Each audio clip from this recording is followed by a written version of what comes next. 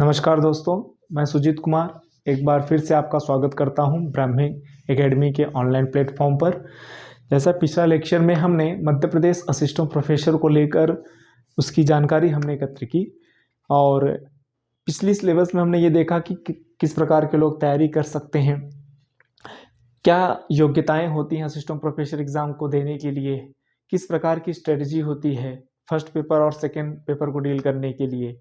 लेकिन हम इस लेक्चर में बात करेंगे स्पेशल ज्योग्राफी अर्थात भूगोल विषय को लेकर कि भूगोल विषय से देने वाले असिस्टेंट प्रोफेसर एग्ज़ाम या भूगोल विषय में सेट की परीक्षा देने वाले, नेट की परीक्षा देने वाले विद्यार्थियों को किस प्रकार से सिलेबस को लेकर स्ट्रेटजी बनानी है, किस प्रकार के यूनिट्स में सिलेबस के अंतर्गत आने वाले विभिन्न प्रकार के टॉपिक्स को कैसे सॉल्व करना है, उस पर कैसे नोट्स प्रिपरेशन करना है, इन सब बातों पर हम आपसे चर्चा करेंगे। तो मुख्य तौर पर ये देखा जाए कि मध्य प्रदेश असिस्टेंट प्रोफेसर परीक्षा विगत मई में आने वाले समय में मई में होने वाली है, जो 2024-25 की डेट के तौर पर मानी जाएगी। अभी हाल ही में मध्य प्रदेश लोक सेवा आयोग में 2022 असिस्टेंट प्रोफेसर के इंटरव्यू स्टार्ट होने वाले हैं। सारे विषयों के रिजल्ट आ चुके हैं। हाँ, विषयों के बस इंटरव्यू में ये है कि अभी तक डेट फाइनल नहीं हुआ है, लेकिन जल्द ही हो जाएगा। तो ये सारी बातें हमने पिछले लेक्चर्स में की थी। इसमें हम ये देखेंगे कि मध्य प्रदेश असिस्टेंट प्रोफेसर परीक्षा में जो प्रथम प्रश्न पत्र है और द्वितीय प्रश्न पत्र है। प्रथम प्रश्न पत्र के अंतर्गत हमने डिटेल में बात की थी। द्वितीय प्रश्न पत्र के अंतर्गत हम किसी एक विषय को उठाकर हम उस पर विशेष तौर पर गहन चर्चा करेंगे। जैसे मैं आप लोगों को भूगोल विषय पर केंद्रित करना चाहूँगा और इस भूगोल विषय में तौर पर जैसे इसके सिलेबस की बात करें, देखिए, ठीक है, ओके। भूगोल विषय के द्वितीय प्रश्न पत्र में 2 यूनिट है, जिसमें से 10 यूनिट है, जिसमें से पहली भौगोलिक विचारधारा का इतिहास जो पहली यूनिट के रूप में हमें देखने को मिलती है। ठीक है, भौगोलिक विचारधारा का इतिहास पहले यूनिट के रूप में हमें देखने को मिल रही है। तो इस भौगोलिक विचारधारा के इतिहास में, चूंकि एक बात मैं पहले से आपको बता दूं, हर यूनिट की स्ट्रेटेजी जो होगी वो अलग अलग होगी, अर्थात कुछ चीज़ों को आपको ध्यान देना पड़ेगा। जैसे इस यूनिट के लिए, पहली इकाई के लिए आपको कॉन्सेप्ट क्लियर होना जरूरी है और इस कॉन्सेप्ट क्लियर के साथ साथ इसमें आपको तथ्य अर्थात बहुत सारे आपको शब्दों पर या एक विचारधाराओं का या किताबों पर बहुत विशेष बल देना पड़ेगा। जैसे इस प्रकार के पहले यूनिट में विभिन्न प्रकार के आपको भौगोलिक विचारक मिलेंगे, जिसमें से जर्मन, फ्रांसीसी, अमेरिकन, भारत के हैं, है ना।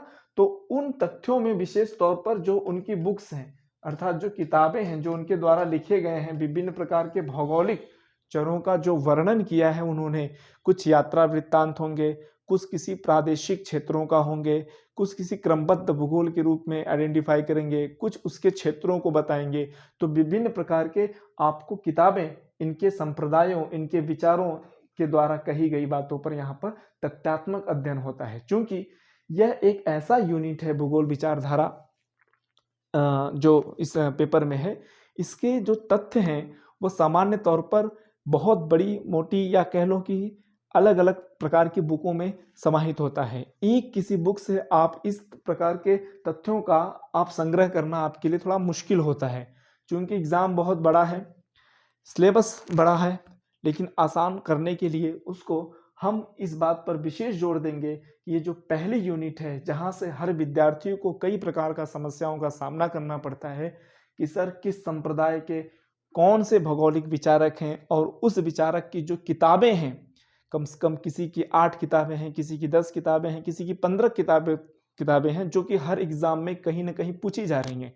तो उसको हमको कैसे याद करना है, या हम याद नहीं कर पा रहे हैं, फिर भी यदि ऑप्शन में ये चीज़ आता है कि ये फिलहाल ये बुक किसकी है, किस विचारक की है, किस संप्रदाय पर आधारित है, किस वाद से संबंधित वक्तव्य है, किताबें हैं, तो हम उसका आपको ट्रिक के साथ यहाँ पर चर्चा करेंगे फर्स्ट यूनिट में। ठीक, और इस यूनिट की खास बात यह है कि इसमें मेनली ये कहीं नहीं कहा गया है कि यह वाले जो विचारक होंगे इन्हीं से हमारा क्वेश्चन होगा या इस प्रकार के विचारकों से ही होगा, या कि जैसे उदाहरण के तौर पर भारत में द्वैतवाद, ठीक है, और भौतिक एवं मानव भूगोल, क्रमबद्ध एवं प्रादेशिक भूगोल, यहाँ कहीं नहीं कहा गया है कि इस प्रकार के भारत में या भारत के भूगोल में विकास में योगदान देने वाले संप्रदायों की बात कीजिए या उनके विचारकों को बतलाइए या किताबें पुस्तकें, ऐसा कुछ भी नहीं कहा जाता। लेकिन फिर भी भारत में भूगोल के विकास में विभिन्न प्रकार के विद्वानों की यहाँ पर चर्चा की जाएगी,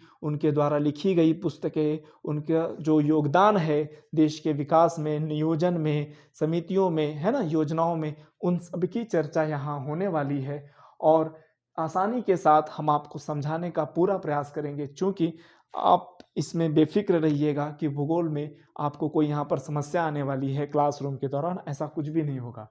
दूसरी बात, इस पहले यूनिट की बात करें, थोड़ा सा चर्चा इसमें ज़्यादा करना बहुत ज़रूरी है, क्योंकि यह बहुत ज़्यादा तंग करता है, लोगों को चुनौती देता है ये सब्जेक्ट, इसके तथ्य कि हम कहाँ से तैयारी करें, कैसे करें, ठीक।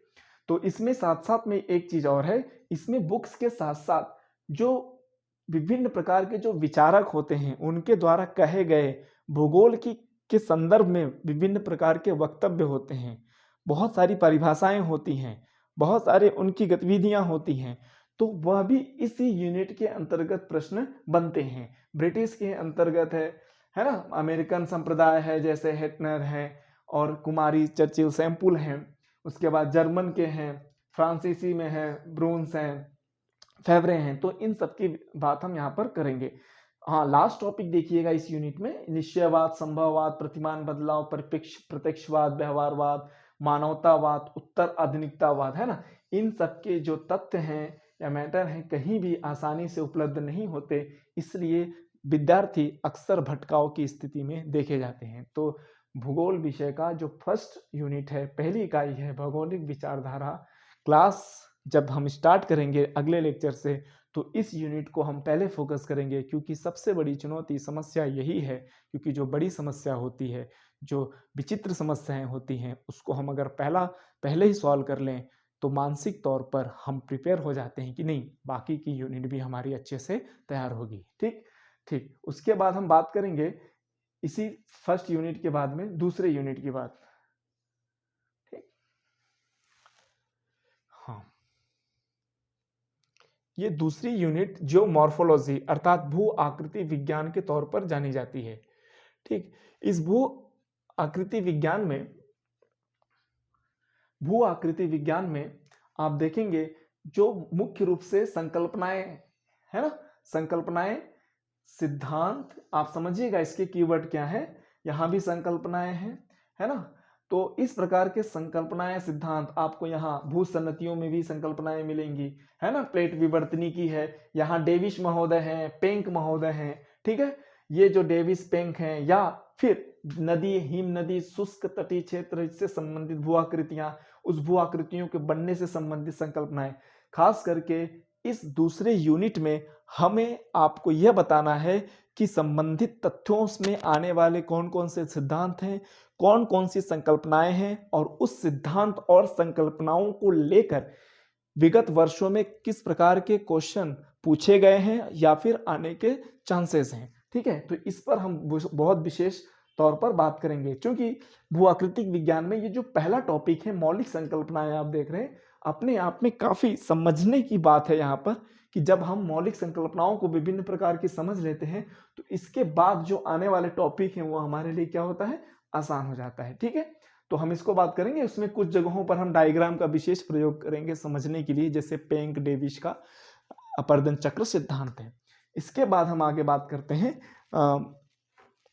तीसरी यूनिट की।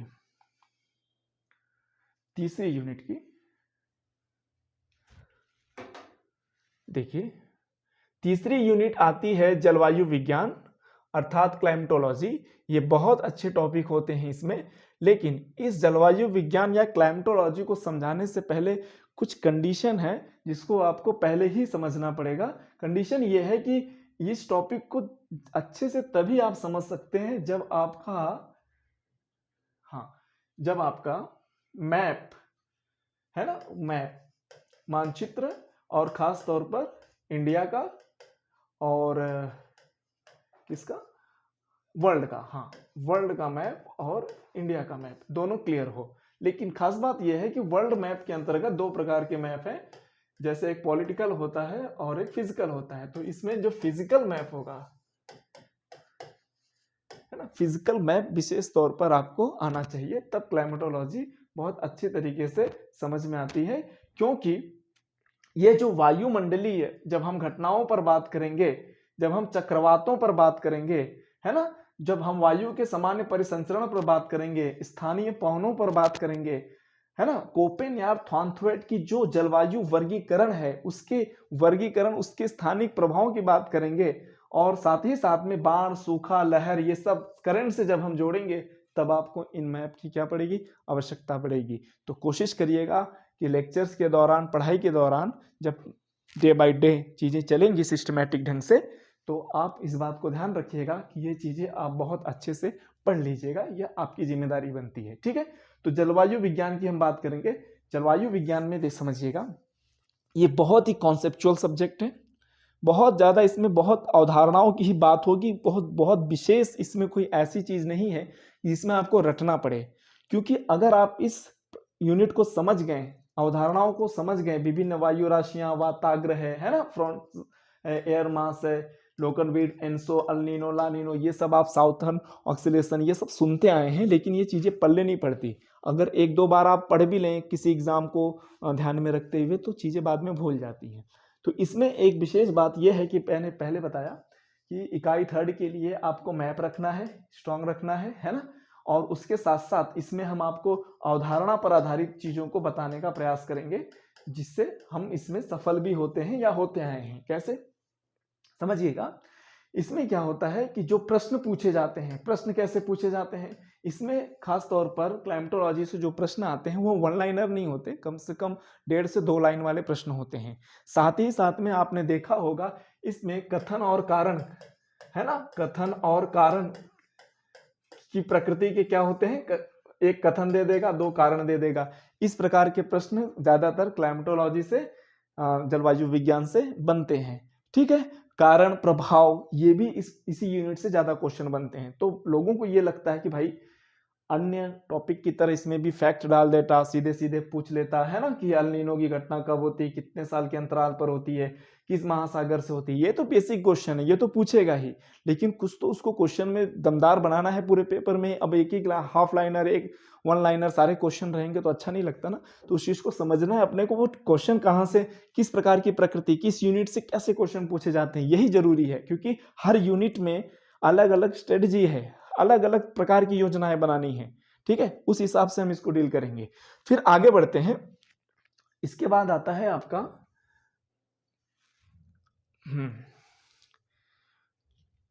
चौथी यूनिट है जो सो ओशनियोग्राफी। ओशनियोग्राफी में भी पहले हम आपको कंडीशन बता दें, सेम उसी की तरह जो तीसरा यूनिट था। हाँ ठीक, क्लियर हुआ। हाँ, ओशनियोग्राफी में भी इसमें क्या चाहिए आपको, मैप।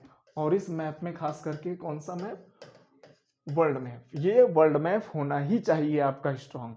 ठीक, जिसमें से खास तौर पर आप देख रहे हैं महासागरीय, नीतल, उच्चावच, अटलांटिक, हिंद और प्रशांत महासागर। साथ ही साथ में महासागरीय निक्षेप, महासागरीय संसाधन, प्रवाल वित्तीय उत्पत्ति प्रकार, है ना। इस प्रवाल वित्तीय उत्पत्ति प्रकार, यहाँ पर फिर से हम लोग एक सिद्धांत की बात करेंगे। किसकी, सिद्धांत की बात करेंगे। यहाँ कई सिद्धांत आते हैं, खास तौर पर उसकी हम बात करेंगे। फिर महासागरों का तापमान, ये पूरा कॉन्सेप्चुअल है, लवणता कॉन्सेप्चुअल है। घनत्व की बात करेंगे, बड़े अच्छे ये टॉपिक हैं। ज्वार भाटा, यहाँ भी थोड़े सिद्धांत आएंगे कई, है ना। महासागरीय धाराएं, ये पूरा मैप बेस है। ये टॉपिक क्या है, पूरा मैप बेस है। तो इस प्रकार के टॉपिक में खास तौर पर बहुत ज्यादा फैक्ट नहीं है। कॉन्सेप्ट यदि आपको समझ में आई तो बहुत अच्छी बात है, और वो समझना ही है आपको यहाँ पर, क्योंकि तभी तो आप ऑनलाइन क्लास ज्वाइन कर रहे हो। ठीक है, तो आप बिल्कुल मत घबराइएगा, क्योंकि ये जो तीसरी, चौथी, पांचवी मैंने आपको बताया, आगे की एक यूनिट और है। यह सब क्या होता है, बच्चा सेल्फ स्टडी के जरिए प्राय नहीं कर पाता। इसलिए जो MP सेट या नेट या फिर असिस्टेंट प्रोफेसर जो एग्जाम आने वाले हैं, उसमें उसको बहुत सारे चैलेंजेस फेस करने पड़ते हैं। ठीक, अब हम आगे बढ़ते हैं, चौथी यूनिट के बाद हम आते हैं पांचवी यूनिट पर। ठीक, यह है पांचवी यूनिट। हाँ, पांचवी यूनिट है यह, इसमें अवधारणा और तथ्य का आपको मिश्रण मिलेगा, है ना, क्योंकि यह करंट अफेयर से कोरिलेट करता है। विभिन्न प्रकार की जो थियरीज हैं जनसंख्या के संदर्भ में दी गई हैं। समझिएगा कैसे, जैसे इसमें लिखा गया है इस यूनिट में जनसंख्या भूगोल और अधिवास भूगोल। हम केवल जनसंख्या की बात कर लें पहले। ये जो जनसंख्या भूगोल का शुरुआत के 3 बिंदु इसमें दर्शाए गए हैं, ये इसी के अंतर्गत है जनसंख्या भूगोल में। और इस जनसंख्या भूगोल में देखिएगा आप, ये जो पहली बिंदु के अंतर्गत जो भी आपको पॉइंट्स मिला है, जैसे जनसंख्या का विश्व वितरण प्रतिरूप है, यह भारत के संदर्भ में भी आ सकता है यहाँ पर और विश्व के संदर्भ में भी आता है। जनसंख्या वृद्धि, प्रजननशीलता, मृत्यु दर विश्लेषण, इसमें भी कथन और कारण वाले प्रश्न बनते हैं। साथ ही साथ में यहाँ पर तथ्यात्मक प्रकृति के भी प्रश्न बनते हैं। तो यहाँ पर कथन कारण और तथ्यात्मक प्रश्न दोनों ही प्रकृति के प्रश्न यहाँ पर देखे जाते हैं। ठीक, और यहाँ पर क्वेश्चन जो होते हैं ना, अक्सर रिपीटेड होते हैं। तो इसलिए प्रीवियस ईयर के आए हुए क्वेश्चन को ध्यान में रखते हुए बस थोड़े से आंकड़ों को फेरबदल करके हम यहाँ पर आपसे चर्चा करेंगे कि पिछली बार इस प्रकार के आंकड़े आया था, इन देशों के संदर्भ में आया था, साउथ ईस्ट एशिया के संदर्भ में आया था, इस बार हो सकता है पश्चिम एशिया के संदर्भ में आए, है ना। तो इन सब की आप चिंता मत करिएगा। ये सारे जो चीजें हैं, जो योजनाएं बनानी है, आभास करना है, भविष्य की प्लानिंग है, ये सब हम लोग आपके साथ में करेंगे, है ना। तो इसके बाद है, इसी के अंतर्गत पांचवी यूनिट के अंतर्गत है अधिवास भूगोल। अब इस अधिवास भूगोल में आप देखिए, ये नगर प्रदेश, प्राथमिक नगर, प्राइमेट सिटी, कोटि आकार नियम, है ना, नगरीय वृद्धि, परिस्थिति, नगरीय उपांत, ये ऐसे टॉपिक हैं। इसमें केंद्रीय स्तर सिद्धांत भी करिए, क्रिस्टालर और लॉस के। ठीक है, ये जो दोनों टॉपिक हैं अधिवास भूगोल के, इस प्रकार के टॉपिक में खास करके सिद्धांत थियरी बहुत ज्यादा पूछता है और इसमें विभिन्न प्रकारों के विद्वानों के नाम भी आते हैं। क्योंकि इसमें कई किताबों में ये देखा गया है, कुछ आंकड़ों को लेकर, कुछ चीजों को लेकर थोड़ा सा कंफ्यूजन होता है, क्योंकि कहीं ना कहीं उसके जो तथ्य हैं वो एक दूसरे से मैच नहीं करते। मतलब यह है कि इसके कभी कभी 2 आंसर निकल कर आते हैं, बहुत सारे हैं। मैं जब आगे बात करूंगा, जब इसको पढ़ाऊंगा, तो मैं आपको बताऊंगा कि किस प्रकार की बुक में, किस प्रकार के नोट्स में कुछ लोग ये मानते हैं, कहीं का आयोग कुछ मांगा। तो ये तो चीजें हर जगह हैं। बहुत सारे यूनिट में आपको ऐसे ऐसे क्वेश्चन से मैं आपको रूबरू करवाऊंगा कि किस प्रकार के क्वेश्चन, एक ही क्वेश्चन के 2 आंसर निकल जाते हैं, है ना। इस यूनिट में इस टॉपिक से, इस टॉपिक में बिल्कुल कोई कंफ्यूजन नहीं होता, ये टॉपिक प्योर रहता है, यहाँ से कोई क्वेश्चन गलत नहीं होता। इस टॉपिक से क्वेश्चन गलत होते हैं, तो वहां कैसे सावधान रहना है, इन सब पे हम क्या करेंगे, चर्चा करेंगे। नेक्स्ट है, ये 5वीं यूनिट के बाद आता है, छठी यूनिट की बात कर ले हम। किसकी? छठी यूनिट की, राजनीतिक भूगोल, प्रादेशिक नियोजन और, हाँ, राजनीतिक भूगोल, प्रादेशिक नियोजन और विकास। देखिए, ये जो चीजें हैं ना, ये आपको बहुत रोज सुनने को मिलता है, क्योंकि आप अभ्यर्थी हो। तो ये शब्द है, जैसे प्रादेशिक हुआ, नियोजन हुआ, नियोजन, है ना, प्लानिंग, और विकास। विकास की तो बात ही अलग है, विकास तो रोज ही हो रहा है और होता रहेगा, है ना। किसी भी पार्टी, संदर्भ, सरकार, स्थानीय सरकार, है ना, राष्ट्रीय, राज्य, इससे कोई मतलब नहीं होता। एक बात आप तय कर लीजिए, विकास हमेशा चलता है, सतत चलता है। कोई किसी भी विचारधारा की, किसी भी देश में कोई भी सरकार हो, विकास चलता है। हाँ, विकास की जो प्रकृति होती है थोड़ी अलग होती है। जैसे हम लोग सामान्यतः दूसरों विषयों में देखते हैं कि कोई पूंजीवादी, कोई समाजवादी, है ना, कोई मिश्रित है, तो इस प्रकार से। तो यहाँ पर भी सेम वही चीज है। खास करके नियोजन में अक्सर हम देखते हैं कि बच्चों के पास केवल नियोजन के अंतर्गत, प्रादेशिक नियोजन में केवल एक चीज होती है, और वो होती है पंचवर्षीय योजना। केवल वो क्या करते हैं, पंचवर्षीय योजना पढ़ के निकल जाते हैं।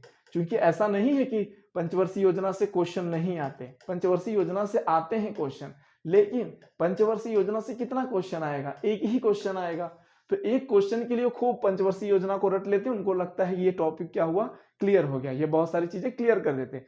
बट ऐसा नहीं होता भाई। पंचवर्षीय योजना जैसे यहाँ है, ये विधियां है, विकास है, संकल्पना है ना, इनको ये पूरा पंचवर्षीय योजना में कन्वर्ट करके निकल लेते हैं। क्योंकि ऐसा नहीं होता, इसमें बहुत सारी चीजें हैं, संकल्पनाएं हैं, परिसीमन है, विधियां हैं, देखिए प्रकार है, प्रदेशों के प्रकार, इसके आधार है।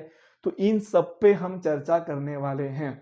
उसके साथ ही साथ में आप राजनीतिक भूगोल में देखिए, यहाँ पे सिद्धांत फिर से आ गया है ना, सिद्धांत आएगा तो स्वाभाविक है विश्लेषक आएंगे, विद्वान आएंगे, उनकी किताबें आएंगी, है ना, वो किस संदर्भ में लिखे हैं, कब लिखे हैं, वर्ष कब है, ये सारी चीजें आएंगी। तो ये घबराने की बिल्कुल भी जरूरत नहीं है, ये सब क्लियर होगा। हिंद महासागर की बात है, भू राजनीतिक महत्व की बात है, यहाँ पर ये भारत के संदर्भ में है ना, ये भारत के संदर्भ में खास करके ये करंट अफेयर्स के मुद्दे से क्या होता है, जुड़ जाता है। बस इसी चीज को समझना है आपको। विकास के संकेतक, विकास के संकेतक जैसे आप पढ़ते आए होंगे HDI, ह्यूमन डेवलपमेंट इंडेक्स, इसके अलावा भी और भी बहुत सारे पॉवर्टी से संबंधित डेवलपमेंट है ना, इंडेक्स है। तो ये चीज हम यहाँ पर सीखेंगे। प्रादेशिक नियोजन, ये तो ठीक है, ये तो अपना टॉपिक अपने आप में कॉन्सेप्चुअल है। ठीक, ये छठी यूनिट की बात हुई कि किस प्रकार से क्वेश्चन आते हैं और हमें पढ़ना कैसे है, किस संदर्भ में।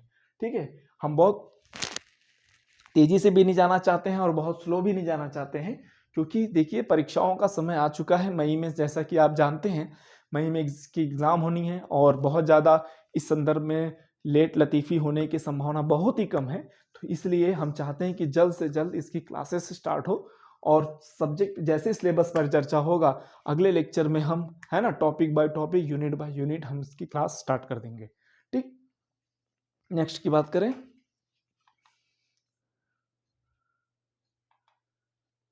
हाँ, यह आया 7वीं यूनिट, इकोनॉमिक ज्योग्राफी।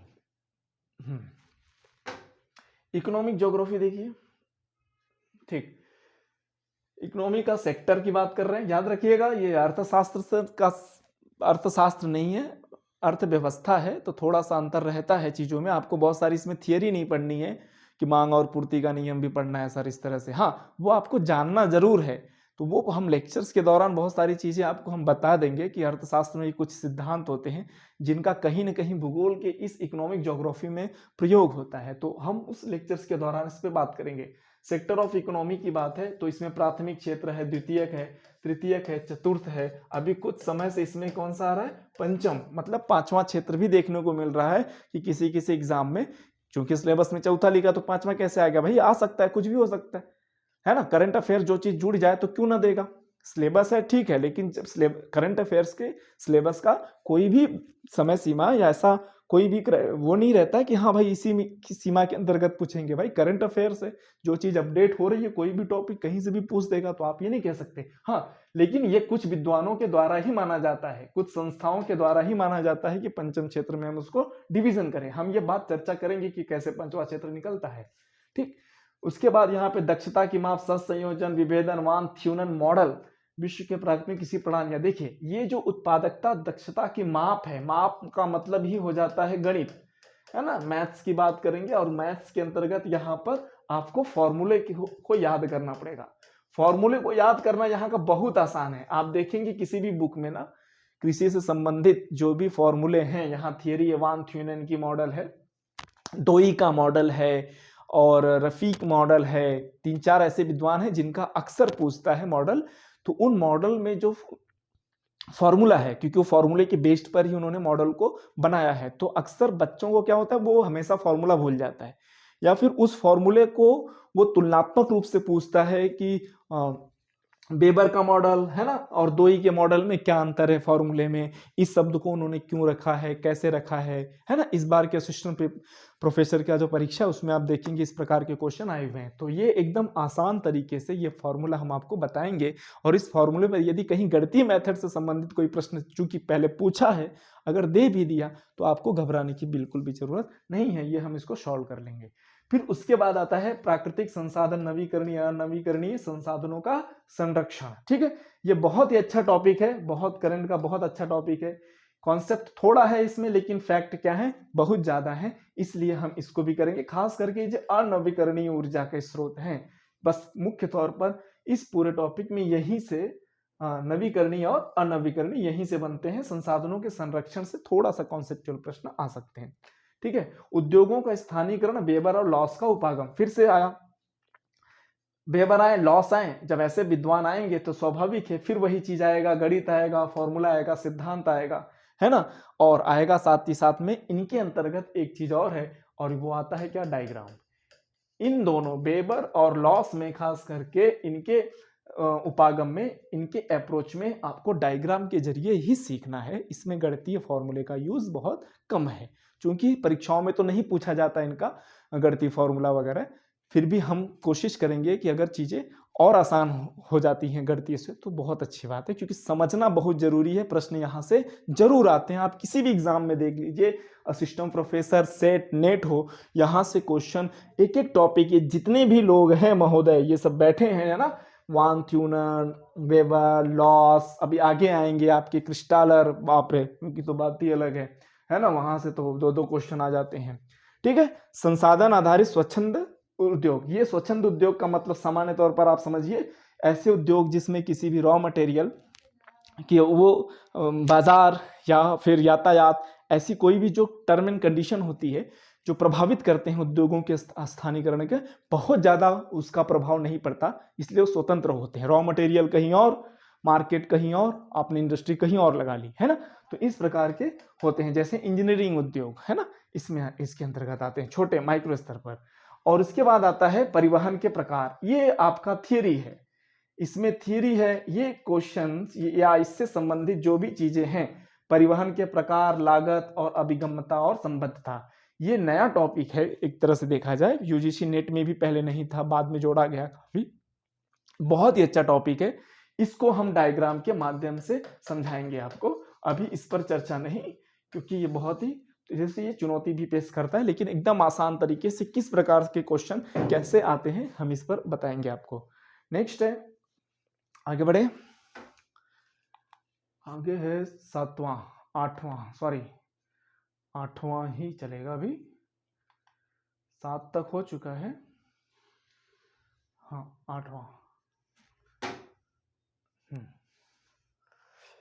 8वां यूनिट सबसे आसान, सबसे कठिन कह लें, सबसे ज्यादा पढ़ा जाने वाला, है ना, सबसे ज्यादा क्वेश्चन आने वाला, लेकिन गलतियां भी वहीं से होने वाला, और वो है भारत का भूगोल।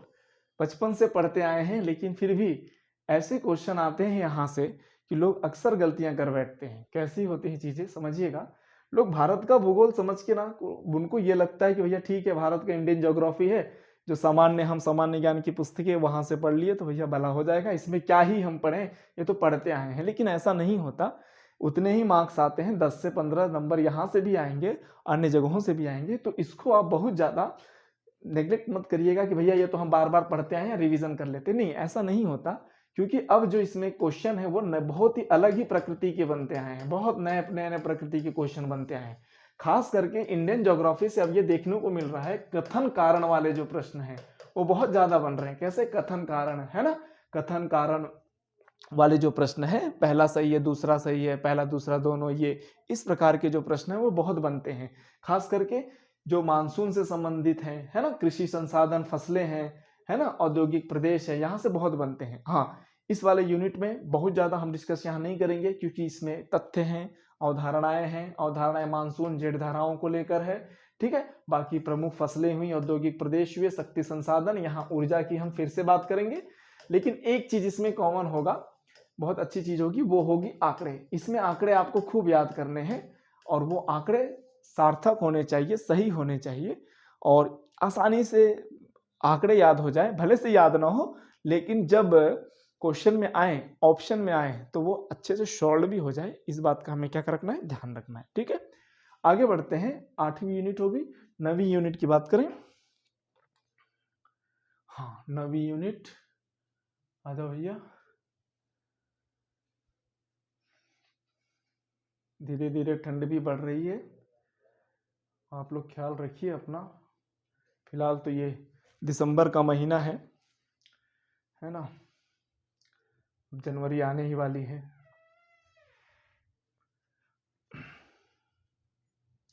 देखिए, कार्टोग्राफी अर्थात मानचित्र कला, ये पूरा प्रैक्टिकल ज्योग्राफी में जब आप एमए कर रहे थे, बीए कर रहे थे, तो आपको यह जो टॉपिक्स है प्रैक्टिकल के दौरान मिले थे। क्योंकि उस समय प्रैक्टिकल के तहत ज्योग्राफी में फाइलें बनाई जाती हैं, और जो फाइलें होती हैं वो बहुत मोटी होती हैं, और उसमें जो कलात्मक क्रिएटिविटी दिखाई जाती है, सारी चीज़ें बहुत मेहनत होता है और उस मेहनत के बाद ये समझ में आता है कि भैया फाइल कंप्लीट हो गई, अब इसमें पढ़ना कुछ भी नहीं है ना। क्योंकि तब तक क्या होता है, प्रैक्टिकल के नंबर मिल जाते हैं, ये सब चीज़ें पढ़ने को हमको नहीं मिलता, ठीक है, वहाँ से नंबर मिल जाते हैं। लेकिन BA MA के बाद फिर से जब आप उस BA MA का इस्तेमाल करने की बात आती है, प्रयोग करने की बात आती है, तो हम फिर से ऐसे व्यक्ति से टकराते हैं जिसको हमने खेल खेल में ही फाइलों के जरिए, है ना, रंग बिरंग करके फेंक दिया था, लेकिन वह इस बार अपने दूसरे रूप में आता है। और जब दूसरे रूप में आएगा तो आपको बहुत तंग करेगा ये। और इसीलिए मानचित्र कला अर्थात जो प्रैक्टिकल वाला यूनिट है, इसमें सबसे संबंधित बुरी बात ये होती है लोगों के लिए चुनौती, कि इससे संबंधित कोई भी तथ्य हमारे पास सटीक मौजूद नहीं होते हैं तो समझ में नहीं आता, क्योंकि जब समझने की बात थी तो हमने समझा नहीं, या तो हमको समझाया नहीं गया, तो यहाँ बहुत परेशानियां होती है भैया। तो इस यूनिट पर हमने विशेष तौर पर पिछले कुछ वर्षों से बहुत मेहनत किया है, और इसका एक एक कंटेंट पिछले वर्षों में पूछे गए सारे प्रश्नों को एक संदर्भ में संग्रहित करके इस एक एक टॉपिक के जरिए हमने सिस्टमैटिक ढंग से रखा है, ठीक है। तो हम पूरी कोशिश करते हैं कि जिस टॉपिक पर, जिस यूनिट में लोगों को ज्यादा चैलेंजेस होते हैं, वो तो सब मिलते ही रहते हैं, बच्चे हैं आप लोग, सब आते हैं, है ना, तो वो समझ में आ जाता है कि भैया किस यूनिट को आपने कंप्लीट किया है, किस यूनिट को आपको समस्याएं आ रही है। तो हमने पहले ही बताया कि पहला यूनिट और ये कौन सा 9वां यूनिट है ना, ये 9वां है, और ये 10वां तो इसकी बात ही नहीं है, इसमें सबसे ज्यादा आपको तकलीफ होती है। तो फिलहाल इसमें हम बात करें, इसमें क्या है, खास तौर पर कृषि मानचित्र के प्रकार, उपकरणों की बात करेंगे, किस प्रकार का उपकरण कैसे प्रयोग होते हैं, है ना, GIS और GPS की बात करेंगे, है ना, उसके क्या अंग होते हैं, क्या अनुप्रयोग होते हैं। साथ ही साथ में फिर से एक बार गणित आएगी, लेकिन ये गणित से आप डरिएगा नहीं, क्योंकि सामान्य गणित है, सांख्यिकी के अंतर्गत आता है, मीन मीडियन और मोड के अंतर्गत, है ना, मीन मीडियन और मोड के अंतर्गत यह आता है। केंद्रीय प्रवृत्ति की माप, मापक का विचलन, है ना, और बहुसंख्यक समाश्रय। तो इससे बिल्कुल घबराने की जरूरत नहीं है। जो आप पहले, चूंकि मैं समझ रहा हूँ इसको बहुत ज्यादा पढ़ने की BA MA में जरूरत नहीं पड़ी, नेट या सेट में भी आप किसी तरह से अगर पढ़ ले तो ठीक है, लेकिन MP असिस्टेंट प्रोफेसर है, यहाँ मेरिट पर, ध्यान से समझिएगा, मेरिट पर सिलेक्शन होते हैं। ये कोई क्वालिफाई एग्जाम नहीं होता कि आप इतना ला दिए, 60% हो गए तो नेट का सेट का आपकी मार्कशीट बन गई, तो आपने पास कर लिया तो आपका भला हो जाएगा। नहीं, हमको एक एक क्वेश्चन पर, विशेष तौर पर एक एक टॉपिक पर बहुत बल देना है, समान रूप से बल देना है, इसलिए यहाँ कोई भी गड़बड़ी की गुंजाइश नहीं होनी चाहिए, ठीक। और 10वां यूनिट हम अगर बात करें, 10वां यूनिट की अगर हम बात करें तो ये मध्य प्रदेश का है, मध्य प्रदेश की यूनिट है, हाँ 10वां यूनिट, ठीक है, ये आखिरी यूनिट है मध्य प्रदेश। तो ये तो बिल्कुल बेहतर यूनिट है, क्योंकि एक तरह से कार्बन कॉपी हुई है फर्स्ट पेपर के मध्य प्रदेश की जितने भी टॉपिक हैं, इस 10वें यूनिट में आपको समाहित मिलेंगे। तो बस इतना करना है कि यहाँ के जो आंकड़े हैं, यहाँ के जो तथ्य हैं, फैक्ट हैं, बिल्कुल आसान है। वो फर्स्ट यूनिट में आप ऑलरेडी वैसे ही पढ़ चुके हो। तो खास बात जानते हैं क्या है, कि भूगोल पढ़ने वाले जो विद्यार्थी होंगे, जिनका असिस्टेंट प्रोफेसर भूगोल से, उनको एक यूनिट का कम से कम तो फायदा हुआ कि मध्य प्रदेश का भूगोल यहाँ भी पढ़ना है, और मध्य प्रदेश का भूगोल आपको फर्स्ट पेपर में भी पढ़ना है। तो एक यूनिट तो समझ लीजिए कि आपको, मतलब नंबर आपको 2 यूनिट का नंबर एक ही मेहनत में मिल रहा है। तो भैया ये तो ऐसा है कि आपको ये बोनस मिल गया, ठीक है ना, ये आपको बोनस के जैसा ही है। तो आप इसको बोनस या उपहार समझे नए वर्ष का, है ना, या परीक्षाओं का, आप इसे तैयारी के संदर्भ में ले। लेकिन इसमें क्या है, क्वेश्चन आते हैं तो थोड़ा डीप आएंगे, स्वाभाविक है, ज्यादा आएंगे, तो ज़्यादा अच्छी तरीके से भी इसको एक बार हम अपने तरीके से भी सीखेंगे, ठीक है। तो ये Madhya Pradesh assistant professor set की परीक्षाओं को ध्यान में रखते हुए हमने सिलेबस पर चर्चा किया। अब नेक्स्ट टॉपिक में जो भी लेक्चर होगा, हम उसमें सिस्टमेटिक ढंग से आगे बढ़ेंगे, टॉपिक बाय टॉपिक। तो जुड़िए हमारे प्लेटफॉर्म से, सारा अनुभव मेरा, मेहनत आपकी, सिलेक्शन आपका, ठीक। नमस्कार, जय हिंद।